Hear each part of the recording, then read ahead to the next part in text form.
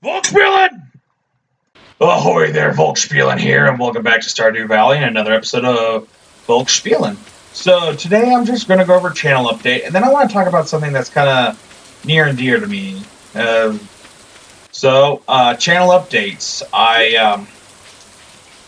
Resident Evil 4 is going pretty good. I assume I'll finish that up in a couple of weeks. Then after that, I'll start the Monday, Wednesday, Friday, one game, and then Tuesday and Thursday will be different games, depending if I want to do kind of run 2-game series or just kind of play like a game of a week, something like that. It just depends. If you guys like a game I'm playing, definitely let me know. I will definitely put that in mind to keep if I want to keep playing it, so on and so forth. Don't forget to comment, because I do read the comments and I try to respond to them if I can.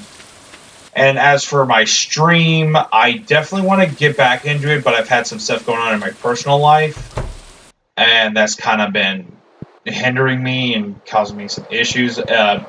Luckily, it's mostly, I mostly have that cleared up, so I should be able to start streaming normally, hopefully before the end of February, and I'll have like a permanent stream day.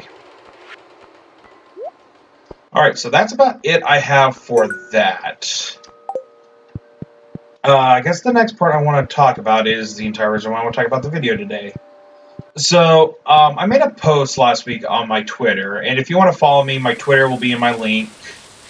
And I was talking about how I finished up a D&D campaign that I was playing for 2 years. And I kind of talked about, why I made that post and why it's important to me. And just because I like to talk about the hobby. So if you don't know what D&D is, or what tabletop RPG, TTRPGs are, essentially you're playing a role-playing game where you have different stats, and you have to roll dice, and pretty much just use your imagination. You have like your DM, GM, whatever it's called, the person that's running the game. Now you're not really playing against them. They're more of like your gaming system, your PC, Xbox, Switch, whatever. And so don't ever think of them as like, oh, they're the bad guys. They're just running the system. They want you to win as much as you do, but again, what's good about a win if, it's just handed to you? And there's many different ones besides D&D. There's like one where you can be like a vampire, there's like one if you like Lovecraftian, there's Star Wars. Star Wars one's pretty fun. Yeah, there's just many different ones. So if you want if you want to try a tabletop RPG, but you're not really into fantasy, there will most likely be an option for you to play. But today I'm going to be talking about D&D, and I think first things first is kind of go over my history with the D&D, because I played 3 times before the current game that I was in. I played the first time in high school during band camp. Yes, I know, go ahead and laugh, make up the jokes. And when I played during band camp, just a bunch of people were playing, and I got to join. And I played for about 10-15 minutes before the other members in the group killed me. So that kind of really put a sour taste in my mouth about the game. So I really never picked it up until I got into college. I had a person, I was part of a gaming club. And when he said he was running a game and asked if I wanted to join, I'm like, sure, I'll give it another shot.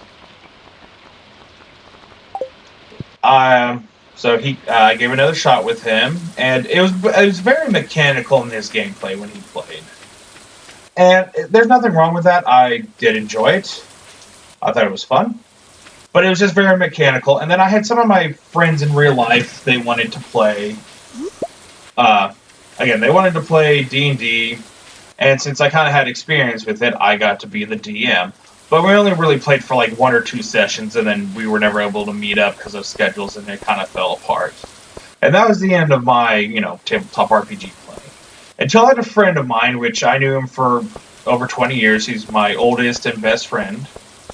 He contacted me one day, and he's like, hey, I know you played Dungeons & Dragons a few times, and I have an opening at my table, and I didn't know if you wanted to play with me. And I'm like, sure, I'll try it out. Because honestly, the other times, I really didn't get to play, and I never really got the sensation. So I decided to take him up on his offer. Kind of like really get involved and be like, okay, I want to see if this is something I actually like.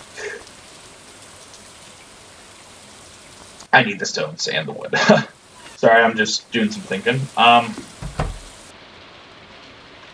So I wanted to make a character that was a little different than what I normally play. Because, you know, like, if you've played any generic RPG, you know, there's, like, the barbarian fighter class, there's the wizard, there's the there's a bunch of other classes.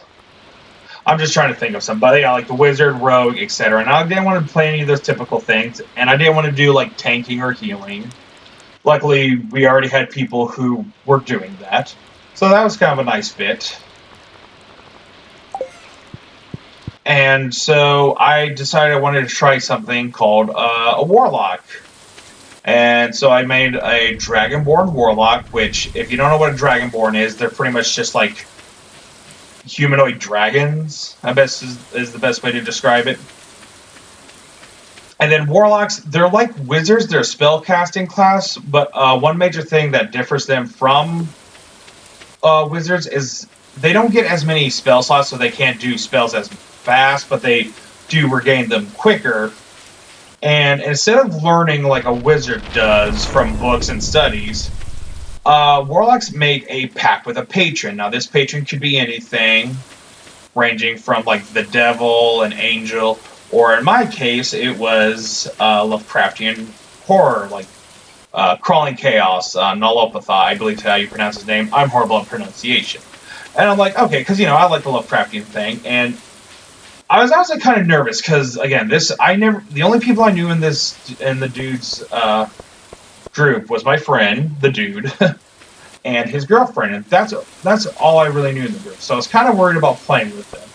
So I wanted to play kind of like a cultist, like a Lovecraftian cultist. So, you know, a little bit evil, wanting to sacrifice people for his god, yada yada. Which, you know, in hindsight, I don't think that would have been a good first pick for a character for, you know, trying to make friends with these people. And so he's like, hey, I want to do a session 0 with you, so that way you kind of know, get the feels of it, and I completely agreed. So we did a session 0. And so when I joined him, I had my character all rolled up and ready, and then I played with it a little bit, and then I was getting paid for a job I did that was part of the quest, and I'm like, I'm going to get a little bit more money, so I tried to do a persuasion on him, and I kept failing. And so I rolled it again, and I kept failing and failing and failing.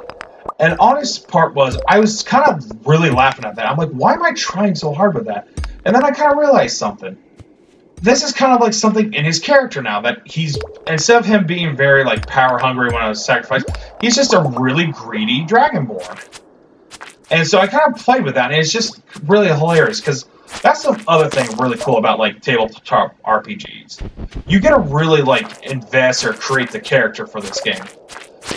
Because kind of like with any RPG, like even Stardew Valley here, you're like, yeah, I can make him look what he looks like, but he has the basic dialogues of whatever, you know, the game programs it, and I really don't have that free range.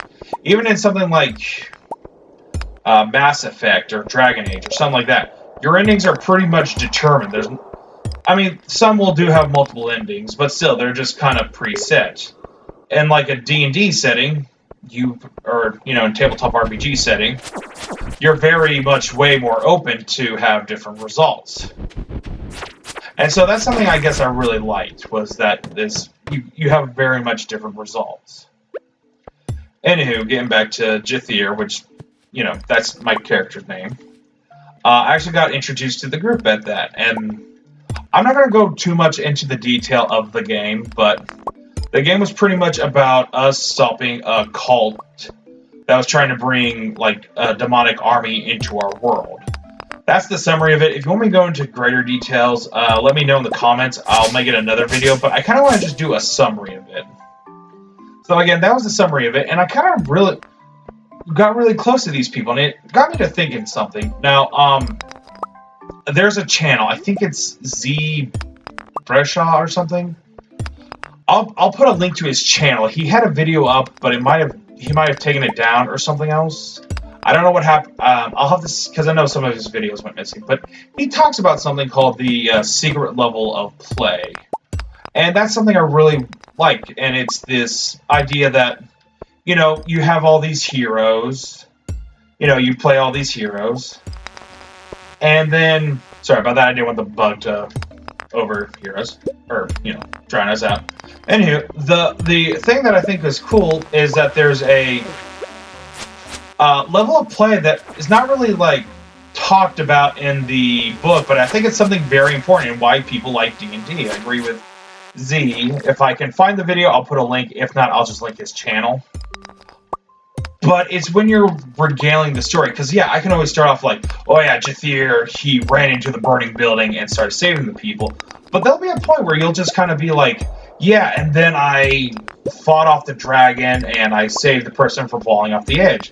It's kind of like that weird camaraderie of that. And then there's other people, they'll remember different points of the story. Like, I have a friend, she plays our druid, and then it's like, oh, yeah, I remember this. Well, that really didn't work out the way you thought it did it? Nope. And it's just, I kind of really like that, because you make a bunch of friends over with these people doing, honestly, just talking and just rolling dice. But it's just so fun, because you can talk about them and remember this epic adventure that only happened for our case, it was in our mind or on the table. But I think that's just the nice part about tabletop RPGs. You can have these grand adventures and just something to break the mundane. That's why I really like it. If you're ever interested, don't forget, there will be a game if you want to try. Like, there's, you play something like co-op or many variations. So if you ever want to find someone to play, definitely do it in suggestions. If it sounds like something you want to do it. I had a lot of fun with my group, and we're going to be playing another game, like we are. Like, I don't know if we're going to be, I don't want to, there will be a game if you want to try. Like, there's, you play something like co-op or many variations. So if you ever want to find someone to play, definitely do it in suggestions. If it sounds like something you want to do it. I had a lot of fun, because it's a lot of fun, in my personal opinion. And if it's not your cup of tea, it's not your cup of tea. But I just think it's always good to try these new games. That's all I really want to talk about today, is just why I like Dungeons and Dragons. It's just because you get to make friends in, like, kind of like the oddest ways. And so I think I'm going to end the video here. Don't forget to like, comment, subscribe, hit that bell icon for notifications. If you guys want me to keep talking more about, D&D, more about the character of the campaign, or if you even want me to talk about other ones, like with Dungeons and Dragons, or not Dungeons and Dragons, like Star Wars. I have some pretty cool tales about that. Definitely feel about doing it. So, like I said, like, comment, subscribe, hit that bell icon for notifications. And then until next time, peace!